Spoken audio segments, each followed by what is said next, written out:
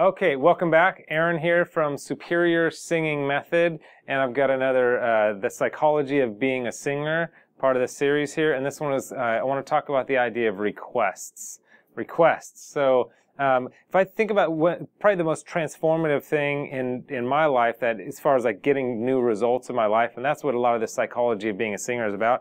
How do we get new results in our life? How do we get the results that we want when it comes to pursuing a career as a singer, or whatever it is for you, as an entrepreneur, as a business person, as an artist, whatever it is? How do you get the results that you want? So that's the whole idea of psychology in the first place, is being able to get results that you want. So the most transformative thing for me, aside from committing, like having a clear commitment toward a vision, which I'm actually going to talk about that in a later video, is this idea of making requests. I remember I've got a coach myself, a life coach. You know, I do life coaching, but I have one myself. And I remember sitting with him years ago, and he said, and I was telling him, I'm a pretty, tenacious person. I'm pretty like, just go. Go after the things that I want. And he said, in the context of the conversation, he said, you're tenacious up until the point of asking people for help, asking for requests, right? And that was like, that was a really major moment for me, because I realized that there's like some pride and some ego thing around asking people for requests that could really genuinely help me move my vision forward. But there was also some hidden fear about this idea of no, like, what if they say no? What will that, then putting some meaning on that. Well, if they say no, then does that mean that I'm not talented? Does that mean I'm stupid? Does that mean I'll never amount to any? It's like, of course, those are crazy thoughts, and that's super extreme, but that's the type of stuff that goes through our minds sometimes when we think of like, oh no, it'll be rejection. I'll be rejected. I don't even believe that rejection exists. We can feel rejected, but people don't reject us. People just say, no, I don't want that right now, or no, not right now. That's kind of a whole different story, but we carry so much meaning with this idea of no, so we don't make requests, or we feel like if we make a request, then we'll be weak. Oh no, it makes me weak if I'm somehow in need.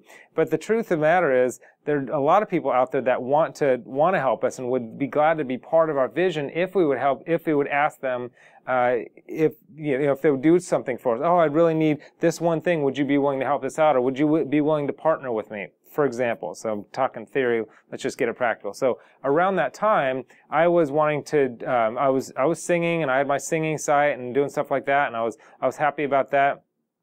And I didn't mind making, I'm sure I made plenty of requests around that. But it was this idea of wanting to be an actor, and I knew I didn't have to, but I wanted to make these films and these web series in order to get a good reel so that I can get an agent and get a manager, so on and so forth. And so, but I wouldn't make these requests. So after that day, I was like, you know what? I'm going to choose to be the type of person that makes requests, and I'm going to choose not to be afraid. So I started making requests. Hey, would you like to, be the DP for this project, to shoot this project, the director, and started recruiting all these people and actors. And then before, I think it was about 6 months later, I had a set full of about 25 to 30 people doing all the various things to make this thing happen, and everybody was working for volunteer. And what I realized is that I got the project made, which was amazing, and I did end up getting an agent and a manager and all that stuff. But more than that, there was something about making requests of other people that wasn't putting them out. It was actually inviting them into something. I was inviting them into my life and into my vision, and created a sort of community. And it actually ended up being a service to other people, because now what ended up happening is all these people, they had certain things for their reel, whether they were a DP or a director or a assistant camera, whatever it was. My goal became to get them the best possible footage for their reels that I could. So it became a service project and a community project, and eventually got the things done that I wanted to get done. This idea of requests is a really powerful thing. A buddy of mine who's a well-known producer, he told me around this idea, he said, don't ever say no for anybody. And I realized I was saying no for people all the time. I wasn't making a request and allowing them to say yes or no and to decide. I was saying no for people all the time. And the best example I could think of for this is when I was in college. I had this idea. I was a freshman in college, and I really wanted to go to Princeton. Crazy, and no way I was smart enough and all that stuff, but I just had this idea. So anyway, when it got to my senior year, and a lot of my teachers went to Princeton, they were like, encouraged me to go, and there was a program at Duke that I really wanted to go to too.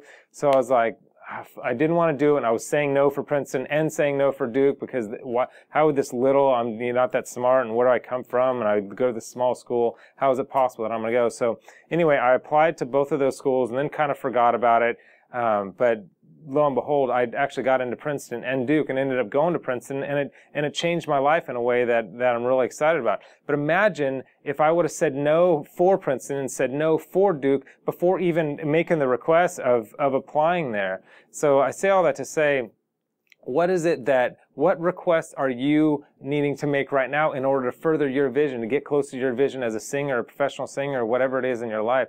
What are you saying no for? Who are you saying no for that may be a big yes and may change your life radically in the way toward a dream that you really want in your life? So I'd encourage you, make those requests. People want to be a part of your life. They want to be a part of your vision. They want to be in community with you. Okay, so that's it for now. If you want my number one favorite vocal exercise, again, this is like psychology stuff, but if you click below, that's where my number one favorite vocal exercise, and get a bunch of like actually how to sing type of stuff, or you can click this link right here, and you'll get Superior Singing Method. There's all kinds of resources for you there. Talk to you soon. Hope you enjoy this. Oh, by the way, I'm still in Vancouver here. This is I'm in downtown Vancouver. Do you see the downtown in the background? And I'll have a few more videos for you in different places here in Vancouver, Canada. I hope you're well, and I will see you in the next video.